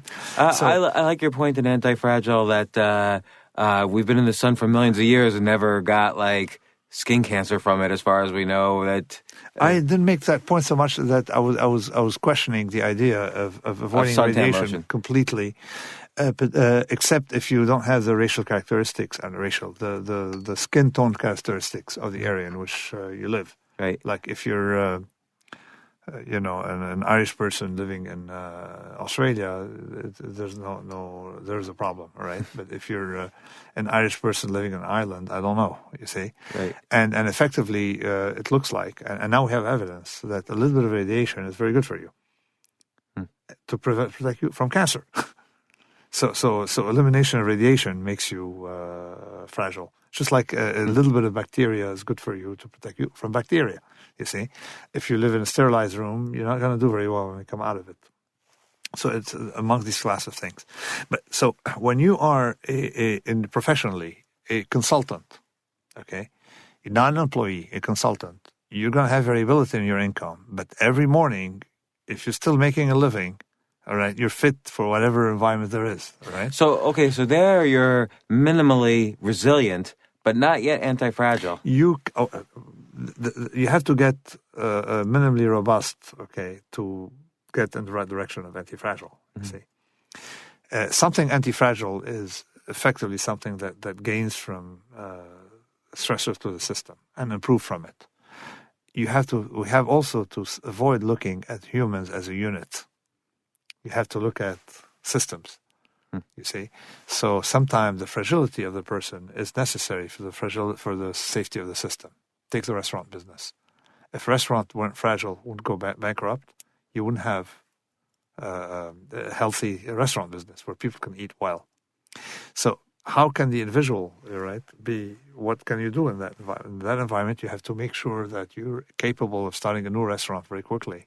So it's almost like you have to build the sensibility that if this restaurant fails, at least I'll have the experience to build a better restaurant. Exactly, and then you have to integrate that failure in your learning curve. But to really be anti-fragile, you have to be in a business of trial and error, where all your side effects are going to be beneficial. And there's no business, it used to be, no longer like that, that benefited from its own mistakes better than pharma. Because if you're in that business, you make a mistake with your hypertension medicine has a side effect. Well, that side effect leads to Viagra, for example. Well, that's the good news, you see. And effectively, if you look at, I have a big bone with academic research, with everything, trying to exactly map the environment, thinking we understand it, and fooling ourselves, rather than focusing on payoff. Again, trying to predict rather than focus on exposure. Have a convex exposure, anti-fragile exposure. It's something like the best model is cooking. You cannot imagine, right, what something tastes like just from writing down on a piece of paper the chemical composition. You cannot. No, you have to try. Well, that protects us from having too many theories in cooking. And then everything goes by trial and error. So, but why does trial and error work well? Whereas I'm trying to make the perfect hummus. I add an ingredient, right? It doesn't taste good. I give it to my mother-in-law, you see? So your downside is small, but if I hit on something great, then I'll have my great hummus, you see? So pharma works that way. And the rate of growth of medical research in gains and finding drugs and cures and all that was much higher under trial and error than today that we think we understand biology. You see? So mistakes. So given that we make mistakes, we might as well be in an environment where we benefit from mistakes. You see? So the restaurant industry benefits from the mistakes of its members to improve. The airline, the transportation industry, every plane crash reduces the probability of the next plane crash. Benefit from its mistakes. So that's a healthy system. But it's not necessarily always good news for the people at the bottom. But nevertheless, we can say that if they died, all right, at least they've saved more lives, all right, than the ones that perished. Do you think, so given like the current economy, which is sort of floating on top of these bailouts from 2009, what's your stance? Well, bailouts are, of course, against my religion, against everything I believe in, because you're disrupting a system, creating moral hazard. You didn't let the crash happen. I would but the counterfactual is wrong. But people say, well, would you have saved the economy, let it fail then? If it's a wrong counterfactual, you would have opposed bailout since 1982 when Mr. Reagan started bailing out the banks. 83, when they bailed out Cornell, Illinois, when it started, having these systems. So the bailout situation is tricky. You cannot say, well, you have to look at it as an ensemble. Build a system that doesn't require bailout. And we know how to build these systems. What's a system that doesn't require bailout? Well, the first thing is you force everyone in banks that require bailout to be, why are we bailing out the bank? It's too big. We're not bailing out the restaurant, although the consequences locally on the person and the staff are the same. They're going to be unemployed, Monday morning, and with financial losses. But we don't care. We care about protecting the system. So if someone is making $20 million bonuses and we're going to bail him out, take a mistake if he's wrong, that's wrong. So any business that's bailable out should not have these bonuses. And people tell me, well, we lose talent. I say the banking industry has proved only one talent, that of getting paid, individually, because it's a business that never made money. You see, so this is how you structure a system to be robust from the inside. You structure a business, the banking business, to be like the restaurant industry. You don't structure it to be something like a government. Another thing that's very central for a system to work well is to have what I call skin in the game. In other words, people bear direct consequences for their action, not because it's a deterrent, but because it's a filter. Because if you go bust yourself, you're out of the pool. You see, if you're a bad driver, okay, that's fine. You're allowed to be a bad driver, but you're not. We don't want you to harm others. So if bad drivers tend to die because they get into accidents or kill other people, they would much more likely, all right, reduce the number of fatalities, all right, than if they didn't survive. Likely to kill, those who kill other people driving. This is my idea of skin in the game as a symmetric risk thing that causes bad risk takers, all right, to be harmed. Or to again. at least learn if they're... I don't believe in learning. I really don't believe in learning at the individual level. I believe systems learn through filters.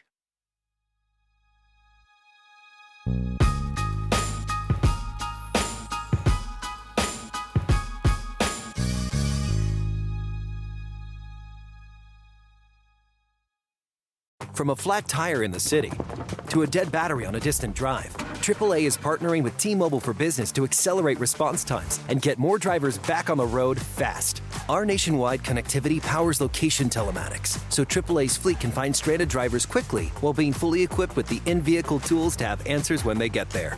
This is elevating the member experience. This is AAA with T-Mobile for Business. Take your business further at T-Mobile.com/now.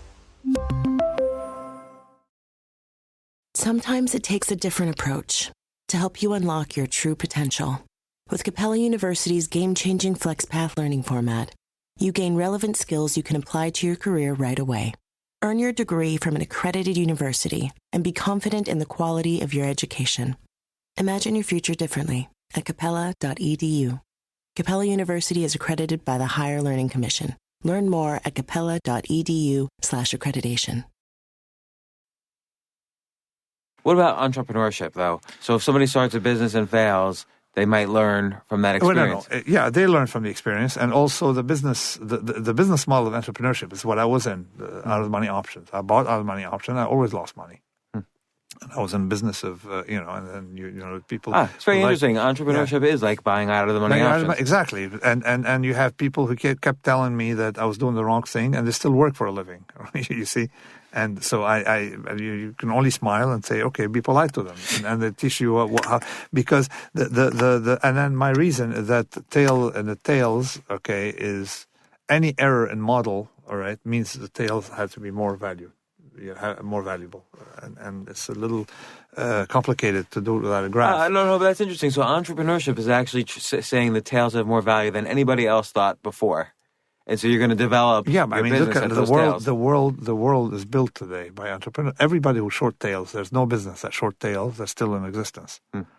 Insurance companies are the only one who do it because they do it with things that are thin-tailed and captive tail. They don't have the exposure in the tail. Insurance companies, people don't understand that. Insurance companies, they don't sell tails. They sell the body distribution and they block you. For example, your house, they cap you. All right? What interests me is beyond the cap. Right.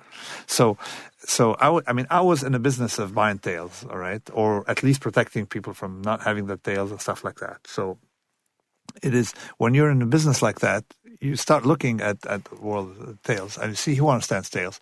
And you realize entrepreneurship, if the tails weren't mispriced by the world, we wouldn't be where we are today. You see? Look at the wealth generated. Where did the wealth come from? All right-tailed things, businesses, computers. Entrepreneurship is a right-tailed proposition, all right? And the businesses that were short the tails, there's three of them, all right? Banking is one, never made a penny.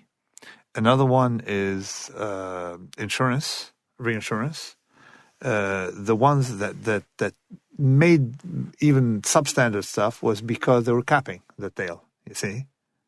So let's take someone like Warren Buffett, though, who does catastrophic insurance on stadiums, say. Well, cat insurance, the ones overwritten by these people, are not tail events because they're capped. And my tail starts beyond. I had recently someone, I was waiting, I said, I'm not going to attack and print my ideas until I'm waiting for someone to publish something criticizing my ideas in Anti-Fragile about the tails and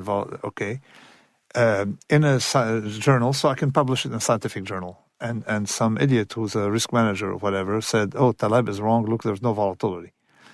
Tails are not volatility. Tail risk is how much is of the volatility explained by the tail. You see, so it allowed me to make the point that a business that is fat-tailed, in other words, where the tail plays a large role, had usually less variation. You see, and more the variation comes from jumps. So, like, look at Argentina. Well, when you have a fat tail, you start to get into a power law. Sorry? When you have the fat tail, it could be a power law. No. But one of the characteristic of a fat tail is not that there's a fat tail event, because often you don't see it. That there's no volatility outside the fat tail event. You see, and mathematically, showed it mathematically in that paper, and published, of course, in the same journal. All right, what I call it elements of quantitative finance. What people don't understand about tail. It was four mistakes, but it was very interesting because then I caught a risk manager who didn't understand risk. That the risk isn't in variation effectively when you shift to the fat-tailed.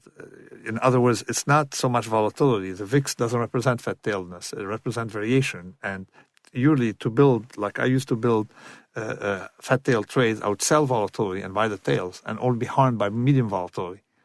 Not very fat-tailed volatility, which is what people couldn't understand what my business was.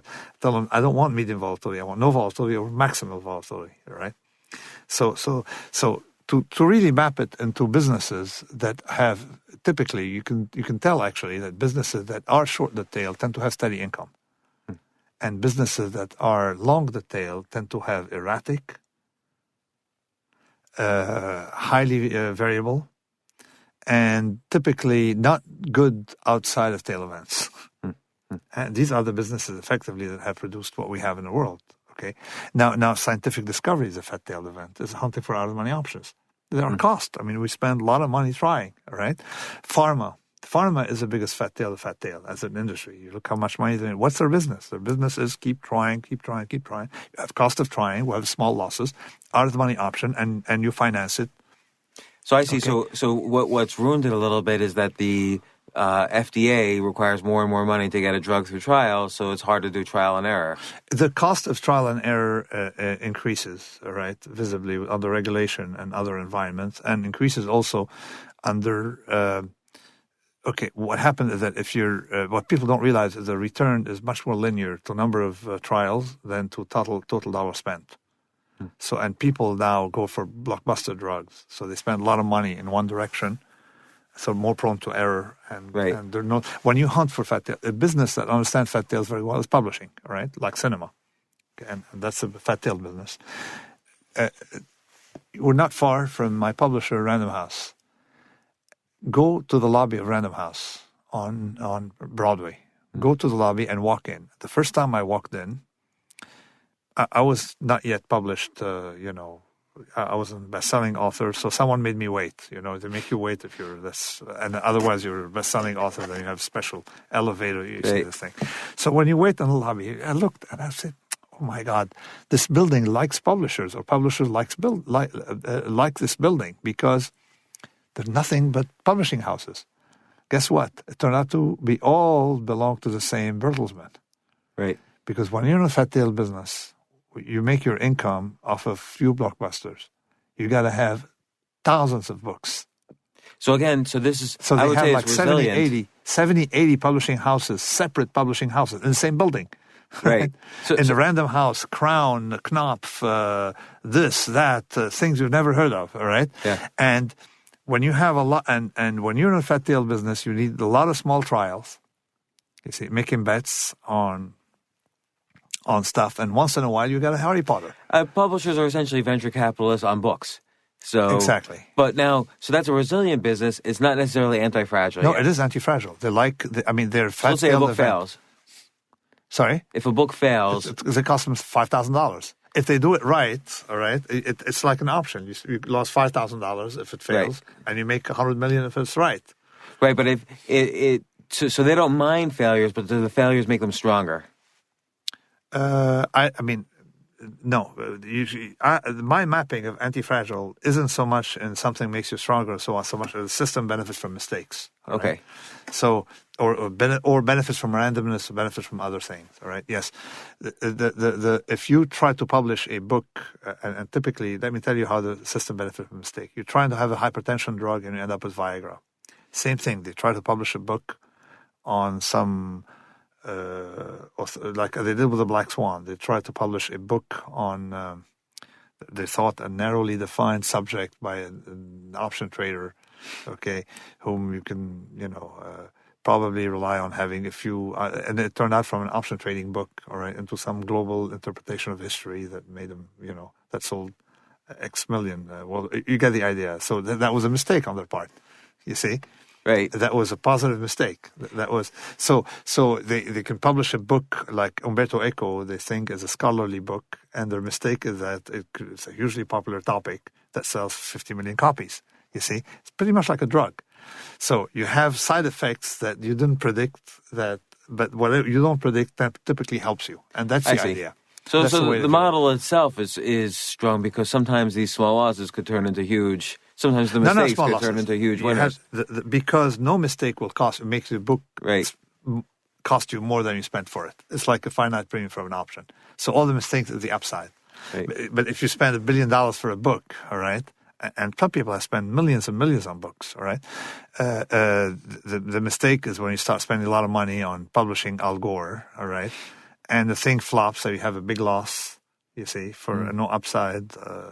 That's typically when people go for small bets in highly unpredictable domains and in a field that nobody really understands very well, you have a huge upside. Okay, and that's so you can look at the P&L of people who've done that: movies, pharma, real estate.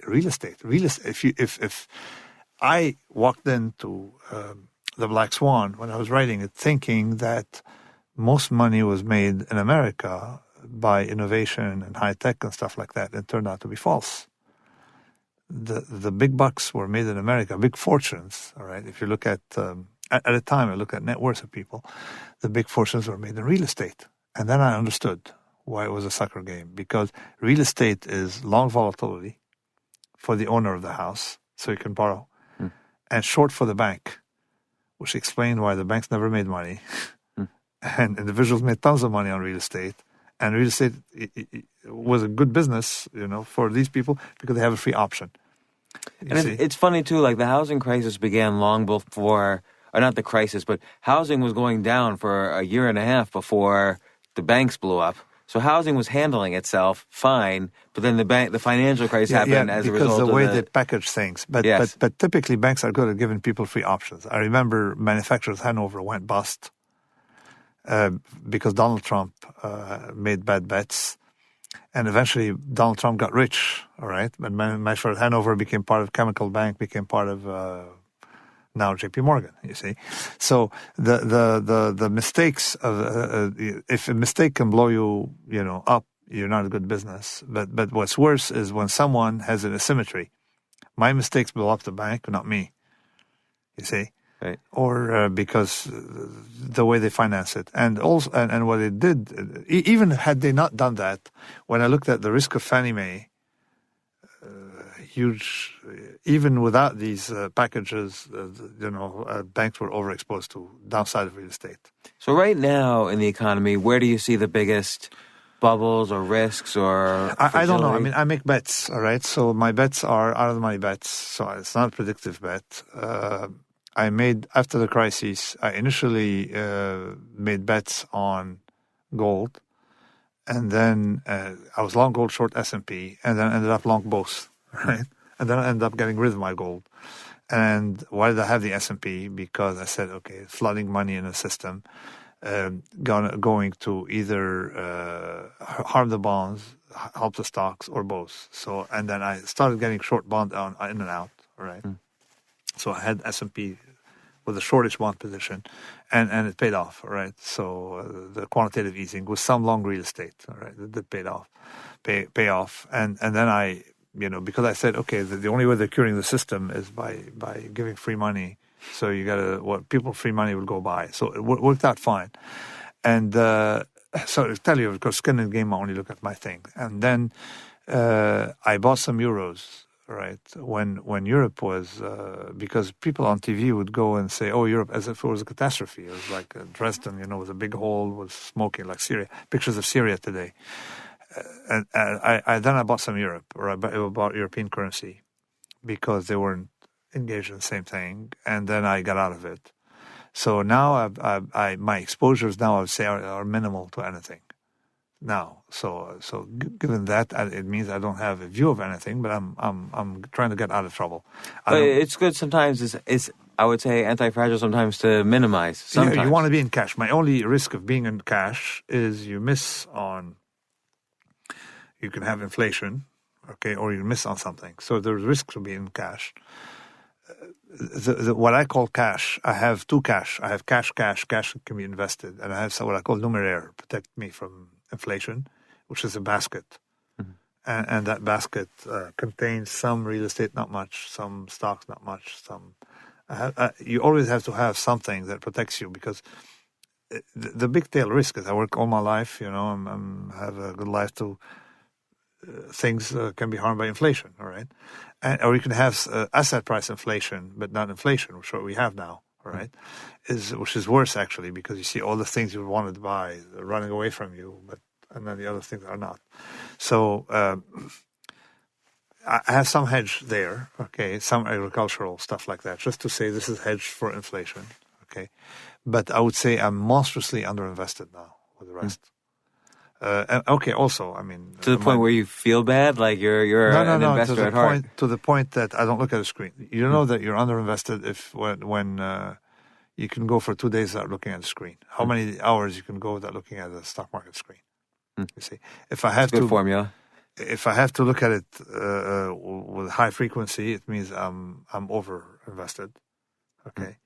And then you become victim to noise and stop losses. If I'm looking at it with, like now, I couldn't care less. And if I'm looking at it, healthily, like I would like to be healthily, it means it was a good enough a frequency. Then I'm calibrated. But I've never really been calibrated. I've been moved. I typically go from total indifference to maximum interest. What about, like, given your ideas on pharma, what about, big pharma has the risk of FDA regulations, but then you have like biotechs, well-funded biotechs that can do more trial and error. Biotech is a very interesting domain. Biotech, particularly that they have, they're underestimated by the market because they can have a huge discovery that will change everything. You see, small probability. That's not part of the data. But I'm not involved. There's just too much headaches trying to figure it out. It's just, I have a comfortable life. I don't want to mess it up by having complicated stuff. But sometimes for entertainment, I do trades. And typically I go with the irrational, which is strange for someone who likes the irrational, because it seems to me that if something is irrational, it means there's a hidden reason behind it. You see? If something, like, for example, when I went into Europe was very, very, very, very, very, very, very, very steady. And everybody said it's bad news. If the journalists say it's bad news and the stock market is not, I go with the stock market. You see?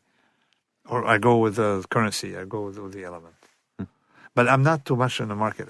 Plus, of course, I have a convex bet on the crash in the stock market. So typically, I would say my position would be in the stock market. The way I do it is I'd be long the stock market. I lose money if there's a 10% drawdown. But if there's a 20% drawdown, I make tons. Because you buy out of the money puts. Because I'm always has this kind of out of the money thing. I played with bonds, but now it's difficult with bonds. Oh, even though there's most likely some sort of bubble in bonds at some point. Yeah, I don't want to miss it. I don't want to miss it. I don't want to miss it. But to express it with a positive carry is hard.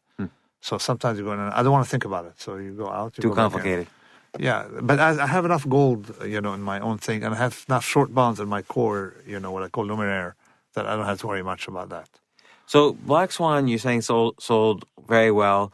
I Fooled by Randomness is a great book as well that I highly recommend every trader Fooled reads. by Randomness. Yeah, Fooled by Randomness was read by traders, but not outside. The Black Swan was read outside trading. Right. A lot. And Anti-Fragile, I almost view it as a personal improvement book, like a way of thinking about life as opposed to trading. It's the one that satisfied me the most in its reaction, because what I always tell people is that there is nonlinearity.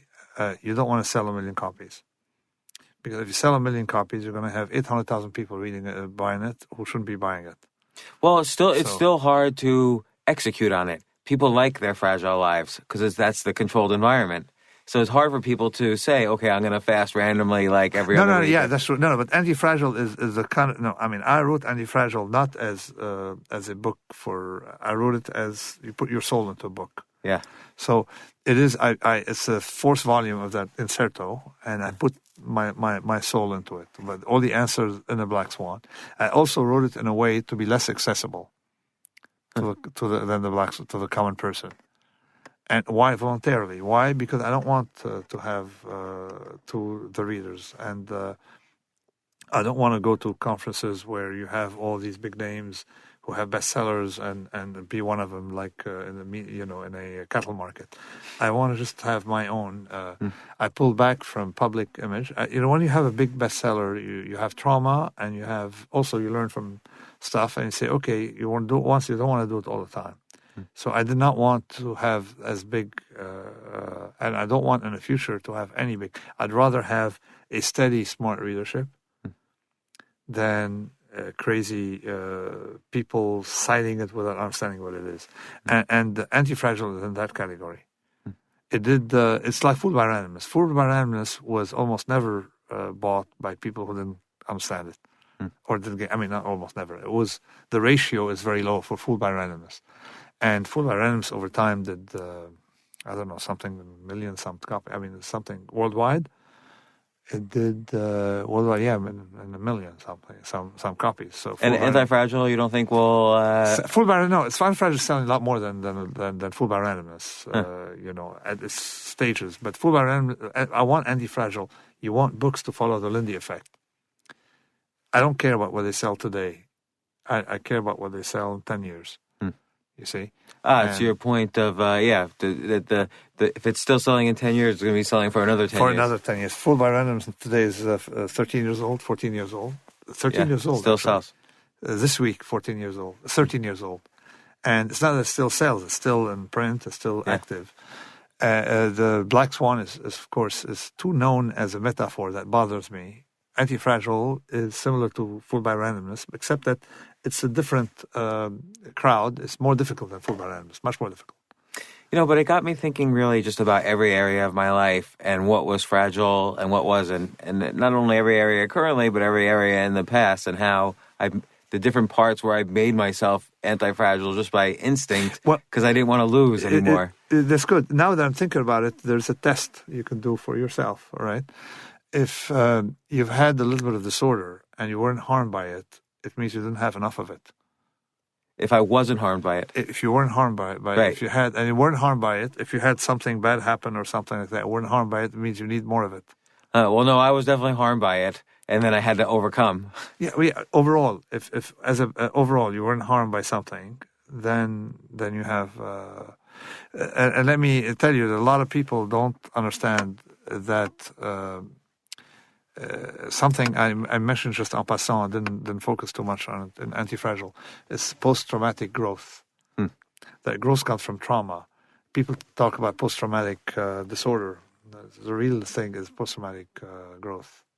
So if you do grow too much, let's say from a failure, that might not be a good thing. No. What I meant is that most people think that people get trauma from wars, from stuff like that. I was a victim of war. It was horrible, right? And in the Near East, wars are not very pleasant. Okay, but I think that I benefit from it. I personally grew from it. So had a psychologist, just to bill X, $100 an hour, would have found the disease. You see, but a lot of people benefited from it. And a generation, a friend, they all did very well, personally, emotionally, all kind of stuff. So in a way, you grow from disorder. Right. But there's something important, to when you approach a topic like anti-fragile, it's something important. You don't want to ask too much from the topic. Try to apply it, okay? But you should be demanding, but don't ask too much from the topic. In other words, don't try to apply the topic, blindly to a lot of things. But it has enough application. In other words, It's worth thinking about. It has enough application. In other words, in biology, in biological system, in stressors, and ecosystem, it has enough application. And it's a beginning, not an end. One thing that pleases me a lot is, I'm telling you, that I switched life with Anti-Fragile. I try to, just do enough of the markets for entertainment, not other things. Mm-hmm. I'm also advisor to my old friends who are continued the business I was in America. So just do enough activities. But I wanted to be just now become a scholar, retire into pure scholarship. Clearly, nine published papers this week. This year. A book, Silent Risk. So I'm doing technical work. There's a technical work, and I'm realizing that in a technical field, there are good disciplines and bad disciplines. There are disciplines like political science that are totally clueless, and the discipline like physics and complex systems, they're monstrously insightful. You see, and to understand that, you have to know from the inside. And but there is a huge appetite for ideas like the ones of Anti-Fragile. And I don't want, this is no longer a book where it belongs to one person. It's you see the development of ideas, and you want to be part of it, filling out, even without citing Anti-Fragile, without mentioning it once. You see, citing into this mission. And now what is that thing is really trying to understand how systems function without so we can live in a world in accordance with the way the world is, rather than in accordance with the way we'd like it to be. Like a distributed system, like nature, how to handle nature, how to handle global warming, how to handle all of these. And I'm involved in this. So I'm very, very happy, because I started an academic career. And academic doesn't mean teaching. It means writing paper, researching, interacting with researchers, doing things. And so which is why I don't think I'm going to write books for the general public anymore after Anti-Fragile. I don't think I will.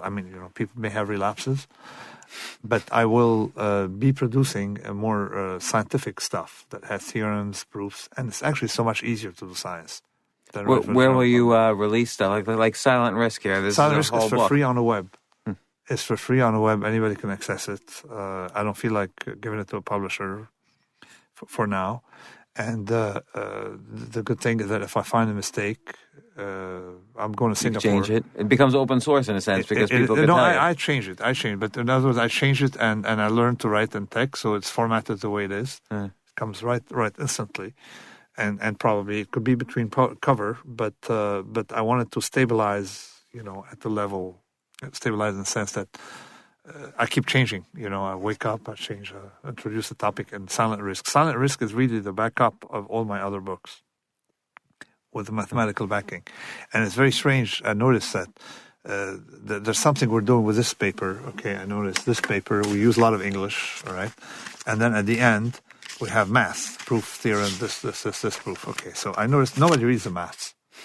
Nobody reads the math. But if it's there, people feel comfortable. But they feel comfortable with what I'm saying here without harassing me. What do you mean by this? They feel comfortable, they leave you alone.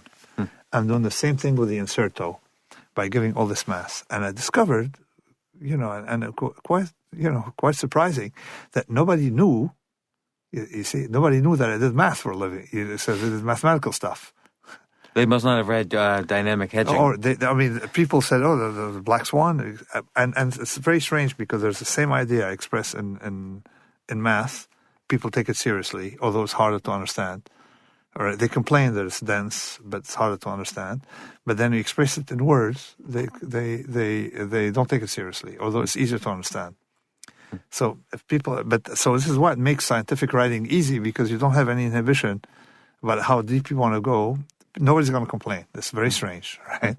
But the other thing that makes it also easy is because When I put a book out, I'm afraid of being misunderstood and having to explain stuff. When you put science out, it is self-stand in the sense that it's very hard to misunderstand an equation, right? You may misunderstand the application and stuff. You're outside the verbalistic aspect. And it's quite liberating. And also what's even more interesting is that I know that if I make a mistake, it would be caught faster. Because the beauty of mathematics isn't that it helps us get, is that if someone expresses himself mathematically, he gave you a tool, all right, to critique him. In other words, it's made it clear. I made my statements clear on here, so you can see very clearly what I'm saying. If you find a mistake, you can spot it. So this is why it's more open to investigation for others to say, hey, you made a mistake here. So silent risk has one part. One part is about risk and probability, and the second part about how systems like disorder and how city-states do better and stuff like that. And silent risk, part 2. Make it second volume.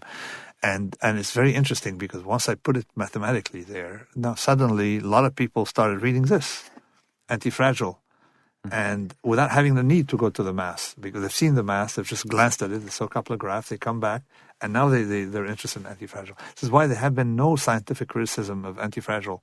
100% of the scientists who've looked at Anti-Fragile found it positive. They wouldn't have done that if I didn't supply him with a mathematical backup.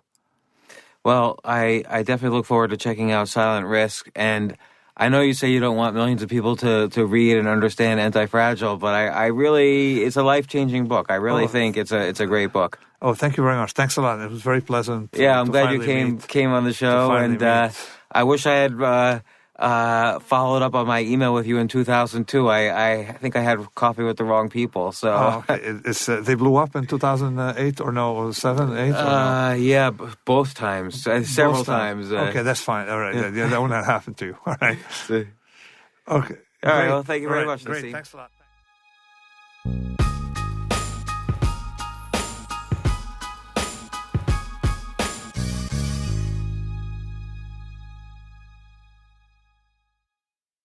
Who doesn't love a classic chocolate chip cookie?